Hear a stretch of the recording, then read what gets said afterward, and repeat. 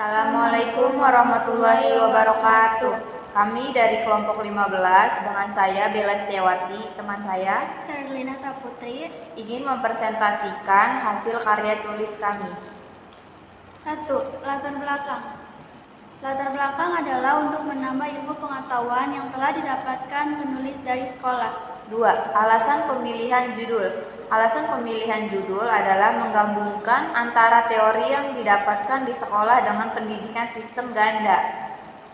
3. Tujuan pelaksanaan PSG. Tujuan pelaksanaan PSG adalah untuk mengetahui bagaimana cara menginput data. 4.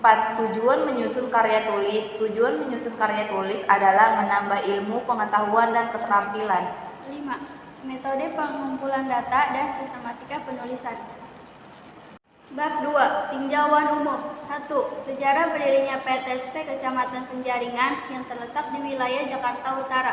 2. Visi dan misi perusahaan. A. Visi perusahaan menjadi solusi bagi investor untuk berinvestasi di Jakarta dengan menciptakan iklim investasi dan berbisnis yang mudah, cepat, nyaman, transparan, dan tidak berbelit-belit. B. Misi perusahaan meningkatkan nilai investasi melalui promosi, penyempurnaan peraturan dan pengendalian pelaksanaan penanaman modal dengan memanfaatkan sistem teknologi informasi.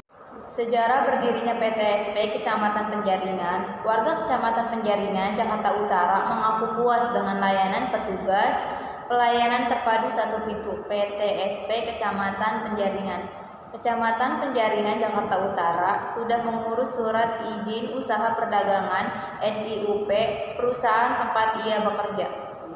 Saya ngurus SIUP perusahaan tempat saya bekerja dan prosedur kepengurusan dari PTSP Kelurahan hingga PTSP Kecamatan berjalan lancar tanpa adanya birokrasi yang berbelit-belit dan uang.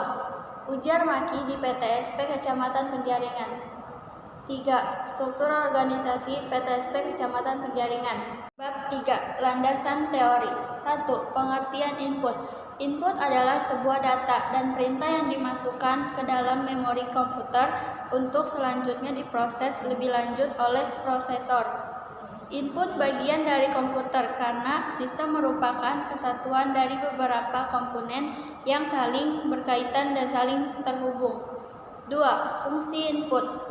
Input berfungsi sebagai media untuk memasukkan data dari luar ke dalam suatu unit prosesor untuk diolah dengan tujuan menghasilkan informasi diperlukan. Data berfungsi sebagai dasar suatu penelitian atau perencanaan dalam sebuah kegiatan. 5. Jenis data. Jenis data berdasarkan sifatnya, jenis data berdasarkan cara memperolehnya, jenis data berdasarkan sumbernya. 3. Pengertian data. Data adalah catatan atas kumpulan fakta dan merupakan bentuk jamak dari datum. Data berarti suatu pernyataan yang diterima secara apa adanya. Pernyataan ini adalah hasil yang diterima pengukuran atau pengamatan suatu variabel yang bentuknya dapat berupa angka, kata, atau citra. Seseorang yang akan mengambil sebuah kebijakan atau keputusan umumnya akan menggunakan data sebagai bahan pertimbangan. 4. Fungsi data. Data yang diperoleh juga dapat digunakan sebagai acuan dalam setiap implementasi suatu kegiatan atau aktivitas. Pengertian penginputan data. Pengertian penginputan data adalah unit luar yang digunakan untuk memasukkan data dari luar ke dalam komputer. Contohnya, data yang berasal dari keyboard atau mouse, hasil yang diinput akan berubah lagi menjadi informasi sebuah perangkat input.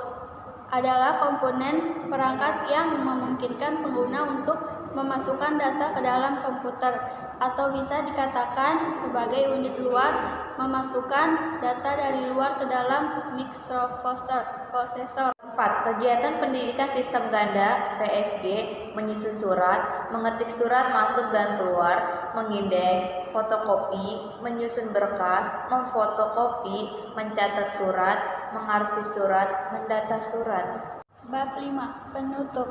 1. Kesimpulan. Setelah melaksanakan kegiatan PSG di PTSP Kecamatan Penjaringan Jakarta Utara, 2. Tujuan PSG pendidikan sistem ganda adalah untuk menambah wawasan penulis tentang cara kerja di dalam dunia usaha. 3. Struktur organisasi tersusun dengan baik dan pembagian tugas dan tanggung jawab masing-masing unit organisasi. Saran-saran pada akhir dari bagian karya tulis ini, saya akan menyampaikan saran-saran baik untuk pihak sekolah maupun bagi pihak industri tentang pelaksanaan pendidikan sistem ganda PSG. Untuk perusahaan, diharapkan agar kerjasama antara sekolah dengan perusahaan lebih ditingkatkan dengan memberi peluang kepada siswa-siswi sekolah mengenai kejuruan SMK. Untuk para karyawan lebih ditingkatkan lagi motivasi dan kedisiplinan dengan bekerja. Untuk sekolah, pemantauan terhadap siswa-siswi yang sedang prakerin maupun yang baru akan melaksanakan prakerin agar lebih ditingkatkan lagi untuk meyakinkan pihak perusahaan terhadap program pendidikan sistem ganda PSG ini. Dalam pembekalan materi fisik maupun mental agar lebih ditingkatkan, terutama untuk pembinaan mental siswa dan siswi. 3. Dan juga guru-guru selalu memberikan motivasi, bimbingan, dan keringanan pada siswa-siswa yang sedang pendidikan sistem ganda PSG. Wassalamualaikum warahmatullahi wabarakatuh. Ini akhir dari presentasi kita. Jika kamu belum meraih kesuksesan, jangan pernah berhenti untuk mencoba.